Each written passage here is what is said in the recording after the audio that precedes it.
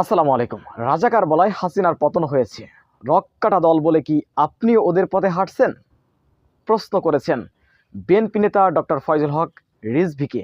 বিএনপির যুগ্ম মহাসচিব রিজভীর কাছে এমন প্রশ্ন ছুড়ে দিয়েছেন বিএনপির আরেক নেতা ডক্টর ফয়জুল হক। সুপ্রিয় দর্শক, আপনারা জানেন রাজাকার ট্রাম্প কার্ড নিয়ে এদেশে 16 বছর আওয়ামী লীগ জামাত শিবিরকে নিঃশেষ করে দিতে চেয়েছিল এবং আওয়ামী লীগের বিরুদ্ধে যারাই ছিল তাদেরকে রাজাকার বলে তাদেরকে দমিয়ে দেওয়ার একটা পায়তারা করেছে আওয়ামী লীগ। তারা আদর্শের নীতি নৈতিকতায় গুণসম্পন্ন ব্যক্তিদেরকে, যাদের সাথে তারা পারত না, আদর্শগতভাবে তাদেরকে রাজাকার বলে তাদেরকে দমিয়ে দেওয়ার চেষ্টা করত। গুম, খুন, ফাঁসি, হত্যা, নির্যাতন সব কিছু করতো। আমরা এখন দেখতে পাচ্ছি যে বাংলাদেশ জামাত ইসলামের সাথে আদর্শগতভাবে না পেরে এখন বিএনপির যুগ্ম মহাসচিব রুহুল কবির রিজভী তিনি ভিন্ন পথ বেছে নিয়েছেন। রুহুল কবির রিজভী আপনারা দেখেছেন জামাত ইসলামী সম্পর্কে যে মন্তব্য করেছেন, জামাত ইসলামীকে রক্কাঠা বলেছেন যেটা আওয়ামী লীগ বলতেন, যুদ্ধ অপরাধী বলেছেন যেটা আওয়ামী লীগ বলতেন, এবং জামাত ইসলামীকে ব্যাংক দখলকারীও বলেছেন। আমি এর আগে কেউ বলেনি জামাত ইসলামকে ব্যাংক দখলকারী। জামাত ইসলামের নিজস্ব প্রতিষ্ঠান ইসলামী ব্যাংক, তাদের দখল করতে হবে কেন?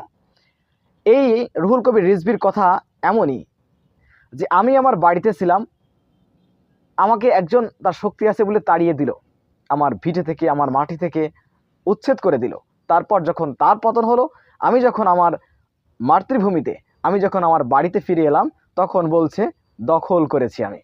তো এমনটি বুঝিয়েছেন এই বিএনপির যুগ্ম মহাসচিব রুহুল কবির রিজভী। জামাত ইসলামের প্রতিষ্ঠা করা ব্যাংক ইসলামী ব্যাংক, সেটিকে জামাত ইসলাম হাসিনা পতনের পর তাদের ব্যাংক তারাই পরিচালনা করছেন, এটাকে দখল বলছেন বিএনপি। আপনাদের মুরদ নেই একটা ব্যাংক তৈরি করার, আসেন আপনারা জামাত ইসলামের পিছনে লাগতে। ধিক্কার জানায় আপনাদেরকে। যাই হোক, বিএনপির আরেক নেতা ডক্টর ফয়জুল হক উচিত জবাব দিয়েছেন যে রাজাকার বলে আওয়ামী লীগ শেষ পর্যন্ত তার পতন হয়েছে রাজাকারের কারণে।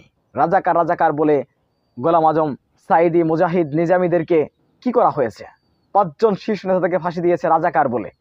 এই রাজাকার খেলতে খেলতে রাজাকার খেলাই কিন্তু তার পতন হয়েছে এই আওয়ামী লীগের। অথচ এখন বিএনপির এই নেতা রুহুল কবির রিজভী সাহেব তিনি রক কাটা দল বলছেন। আশ্চর্য বিষয়, জামাতকে বলছেন চাঁদাবাজি করে। একটা প্রমাণ দেখান তো জামাত ইসলাম চাঁদাবাজি করেছে। বাংলাদেশের কোনো নিউজ চ্যানেলে আমরা তো কোনোদিন দেখি না জামাত ইসলাম চাঁদাবাজি করেছে। আমরা প্রতিনিয়ত দেখি বিএনপি চাঁদাবাজি, ছাত্র দলের চাঁদাবাজি, যুব দলের চাঁদাবাজি, আমরা এইগুলো দেখছি। তো নিজের দোষ ঢাকতে পারতেছেন না, নিজের নেতাকর্মীদেরকে কন্ট্রোল করতে পারতেছেন না, আর সেই রাগ এসে জামাত ইসলামের প্রতি ঝাড়তেছেন যে জামাতের আদর্শের কাছে আপনারা পারতেছেন না, পরাজিত। তাই এখন আওয়ামী লীগের মতন এই ট্যাগের রাজনীতি বেছে নিয়েছেন। ধিক্কার জানাই। এই ধরনের আওয়ামী লীগের মতন রাজনীতি বাংলাদেশে আর চলবে না। কেউ আওয়ামী লীগের মতন এরকম ট্যাগের রাজনীতি করে কেউ সফল হতে পারবে না। অতএব শিক্ষা নিয়ে যদি ফিরে না আসেন, তাহলে আওয়ামী লীগের মতনই হবে। যেটা বিএনপি নেতা ডক্টর ফয়জুল হক স্পষ্ট করে বলেছেন যে রাজাকার বলে আওয়ামী লীগের পতন হয়েছে, আর রক্কারা দল বলে আপনারাও কি সেই পথে হাঁটছেন? প্রশ্নের জবাব দিয়ে যান রুহুল কবির রিজভী সাহেব। আমি ধন্যবাদ জানাই বিএনপি নেতা ডক্টর ফয়জুল হককে যে তিনি সবসময় সত্যের পথেও থাকেন, সত্য কথা বলেন। আমি তাকে হাজারো স্যালুট জানাই। সুপ্রিয় দর্শক, বিএনপির কেন্দ্র নেতা রুহুল কবির রিজভীর অযৌক্তিক বক্তব্যের জবাব দিয়েছেন বিএনপি নেতা ডক্টর ফয়জুল হক। বিষয়টি আপনারা কীভাবে দেখছেন অবশ্যই আপনাদের মূল্যবান মন্তব্য কমেন্ট বক্সে জানাবেন। সবসময় সত্য নির্ভেজাল তথ্য পেতে স্বাধীন বাংলা টিভি ইউটিউব চ্যানেলটি সাবস্ক্রাইব করে আমাদের সাথে থাকুন। আসসালামু আলাইকুম রহমতুল্লাহি ওয়া বারাকাতুহু।